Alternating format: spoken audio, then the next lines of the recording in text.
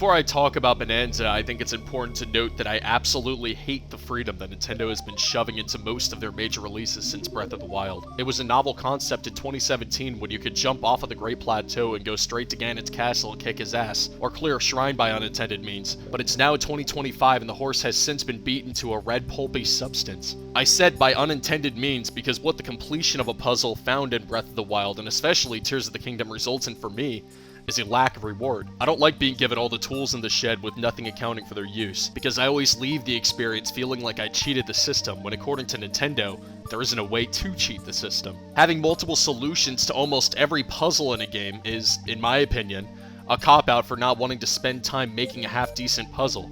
And what this philosophy has resulted in is the Bananza developers saying that they recognize sequence breaking as an integral part of the game's design. For you to know why this fucking sucks for me, it's imperative that you first understand what kind of person I am when I play video games. I didn't think I would ever have to say that I like this, but I like when games force me to come to a stop and task me with finding a means to progress. If it means exploring the current area to find a key to unlock the door, good. If it means exploring the world aimlessly to figure out what the first step of many to take is, wonderful. I don't use Google and I take my time with games because having a goal set by the game is all the motivation I need to overcome it. If I glitch a puzzle and progress by unintended means, I will gladly reload my save, because otherwise I'll feel guilty and can't claim that I beat the puzzle. All of this to say that I'm a purist who actively seeks traditional experiences.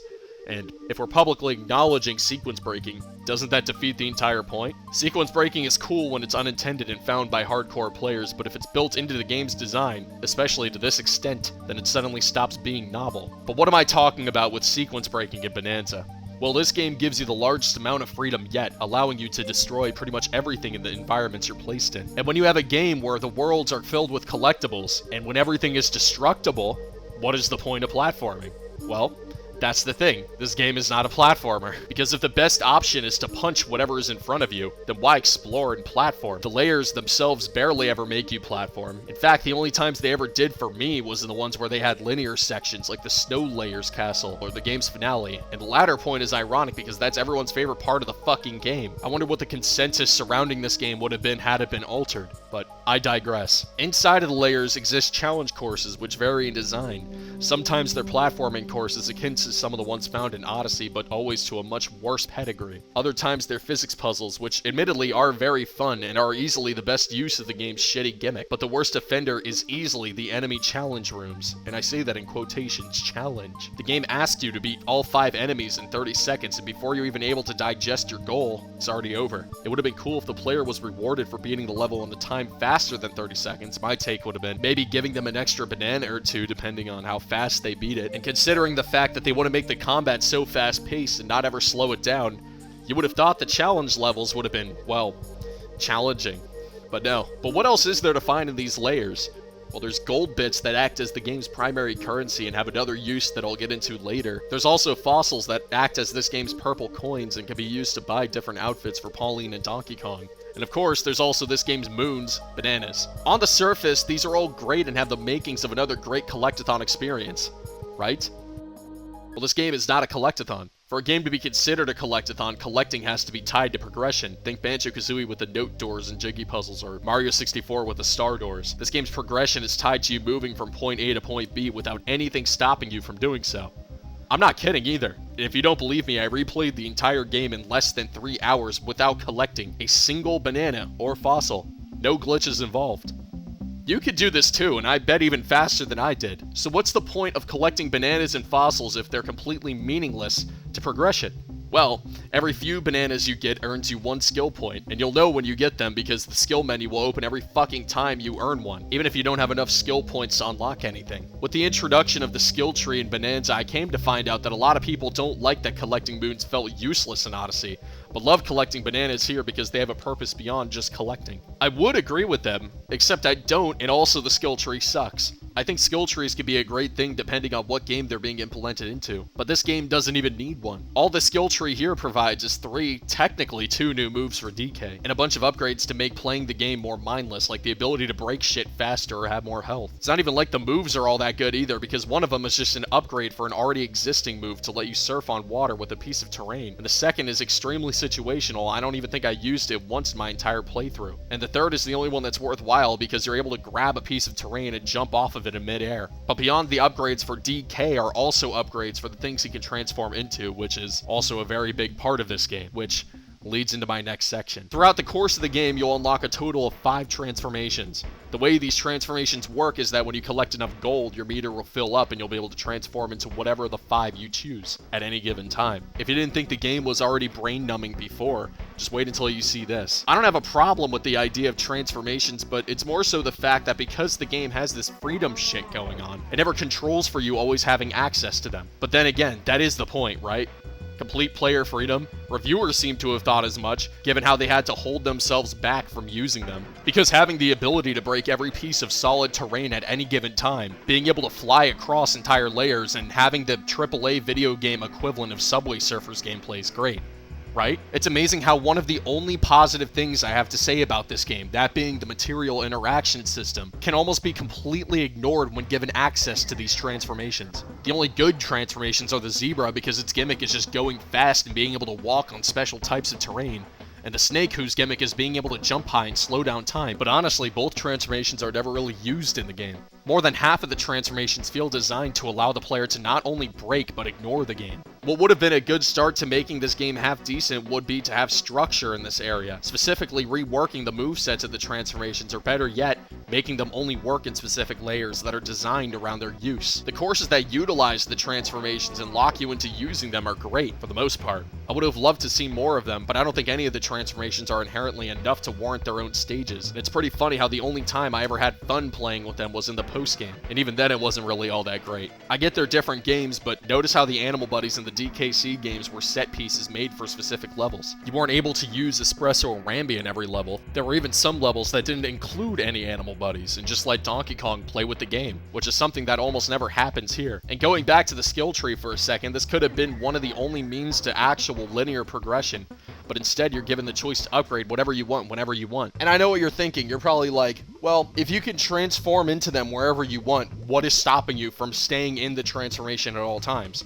Well, there's a meter, and the meter gradually decreases as you're transformed into the Bananza. Okay, well, that means it's not permanent, right? And you're not always in the transformation. Well, here's the catch. So the gold in this game, which is this game's coins, can be found everywhere. And I really do mean everywhere. When you beat an enemy, he drops gold. When you dig, there's gold everywhere. There's these little stems where you break them and they got gold. Everywhere you go, there is gold. And whenever you get some of this gold, it fills up the meter. And when you fill up the banana meter, that lets you transform into any of the transformations. And the best way by far to find gold is by digging. And when you have the Kong, that lets you dig everything 1,000 times faster, and you have the elephant that lets you do this, what the fuck is the point? Back in my day, moves used to be set pieces too, you know. There are sections in this game where you'll encounter a steel wall that DK can't break normally, such as the one shown off on the Nintendo Treehouse event for the game. It's implied that you're supposed to break it to get to the banana behind the wall, evident by the fact that there's a gold stream coming out of the block. You could grab a few chunks of rock and whack it until it breaks, but it might take a few tries because the steel is harder than the rock. Alternatively, you could also grab a piece of nearby explosive rock and chuck it at it, but realistically, you could just dig around the wall and get the banana and be on your merry fucking way.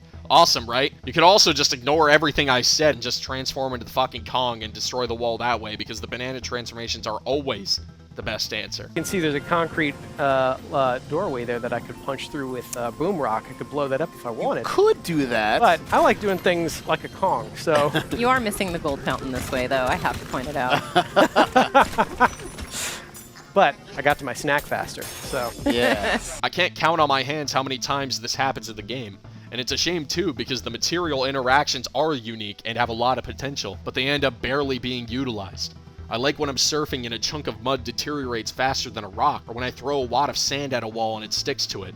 That's cool, but none of it fucking matters when you have the Bananzas, because the game becomes easy to the point of tedium. Outside of the aforementioned transformations, Donkey Kong controls great. Historically, he's always been a very nice feeling character to control, and it makes sense why Retro Studios spent so much time with Miyamoto to perfect how DK felt in Returns, because one of the few things I can positively say about this game is that they once again hit the mark. He feels so weightless, and it feels great. Such a distinction from that of 3D Mario, which honestly is something that I worried about going into this game, considering it's made by the same team. His moveset is limited and is more focused on attacking rather than platforming, which is another big reason why I argue that this isn't a platformer, but his mobility is pretty insane. The game is at its absolute best when you're attacking enemies by either punching them to death, grabbing a piece of terrain and throwing it at them, climbing on top of the ones with rock armor and ripping parts of it off to use against them, and when you're scaling a giant vertical canyon looking for nooks and crannies that might lead you to a hidden banana or fossil. Going back to the freedom thing for a minute, I'm alright when it comes to combat. I guess it's because platformers never really had hard common enemies, so opting to have fast-paced combat that allows you to choose how you want to tackle beating an enemy is a great way to combat repetition. I always found myself dealing with enemy encounters in different ways every single time.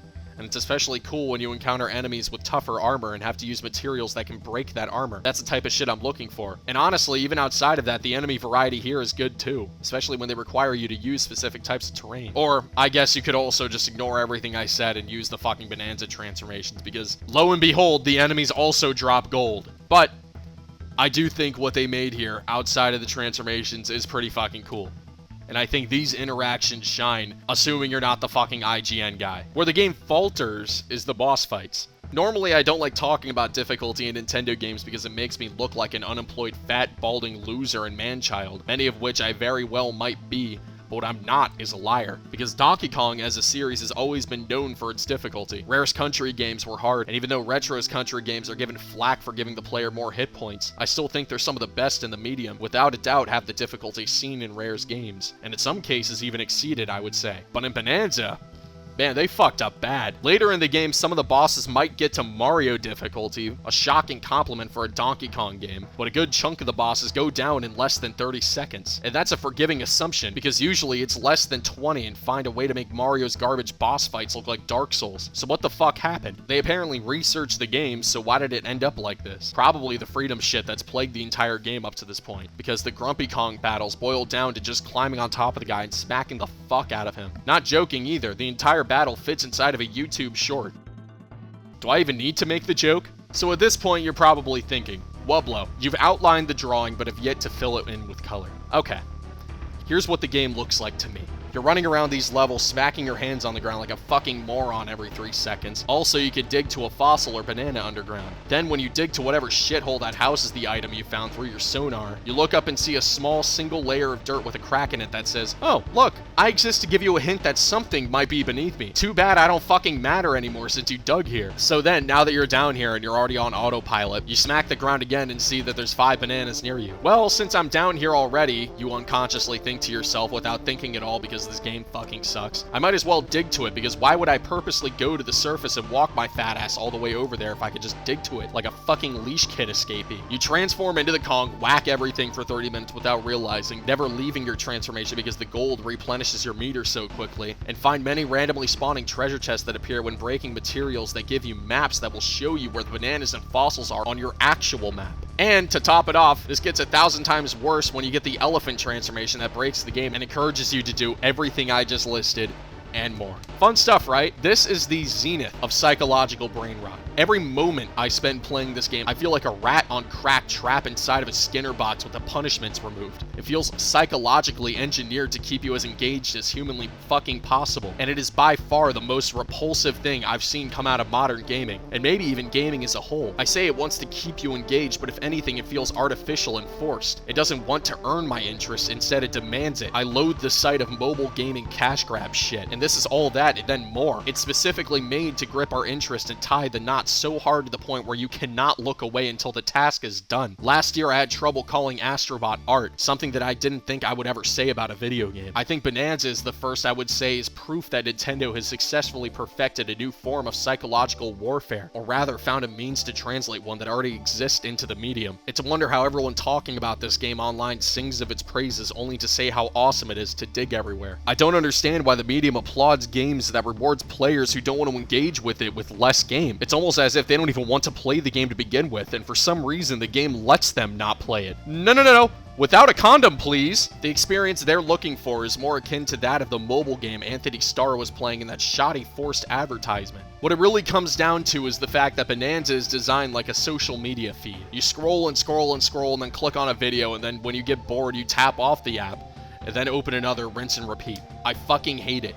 but I understand why it resonates with its players so much. And if I have to explain why that last part is true, close your Twitter tab and think about it. An extremely common rebuttal that I've heard time and time again in response to everything I've said is, you can play the game however you want, so why are you calling the game bad when you're just playing like a fucking pussy? If I'm forced to play what is essentially a challenge run on my first playthrough of a game to find enjoyment, it's already lost me. If you're gonna make the argument that I'm playing the game wrong, then why is it when I hold down the sing button, it shows me exactly where my destination is at all times? And mind you, this is one of the few mechanics that is needed for progression. I wasn't even gonna talk about the map markers in this game, because for once I think this is actually a lesser issue, and Nintendo really has, as you'll come to see, created a whole new form of torture.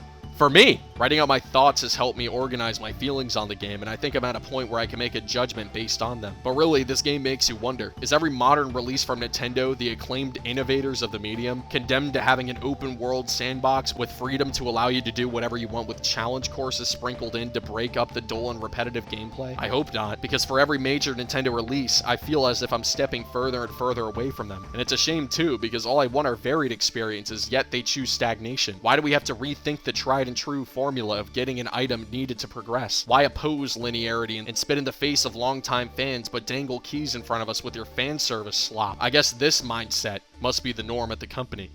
Playing this has made me want to rethink my stance on the notion that video games rot your brain, because I know there's a ton of good video games in the medium, and of course everyone in the universe knows I'm the connoisseur of fun. But if this sets precedent, and most games suddenly become more focused on chasing artificial immersion with the end goal of ensuring that not a single thought or significant memory is formed throughout the game, all for the sake of finding the perfect means to escapism, and it's something I don't want any part of. As a kid, I loved Donkey Kong 64, and as an adult, I love it just as much, because I replayed the game recently and thought the game was fucking phenomenal. And it's been my dream to see a new 3D Donkey Kong game on modern Nintendo hardware. I always thought that Donkey Kong has been leagues better than Mario, and always thought that he deserved his own brand new 3D experience. But honestly, for me, this is one of the most disappointing releases of all time, and that it kind of reflects the state of the console, because I think the Switch 2 is the most disappointing console launch from Nintendo. I'm getting really tired of companies treating their IP with no respect, because this is a game for mouth-breathing toddlers. Not for a video game connoisseur such as myself. So they fucked up Pikmin, they lobotomized Donkey Kong, Final Fantasy has been a joke for years. What's left? Dragon Quest might become an action game? Yeah, dude, I've been waiting my entire life for Arc the Lad 4, and the rumors suggest that it might actually be a return to form.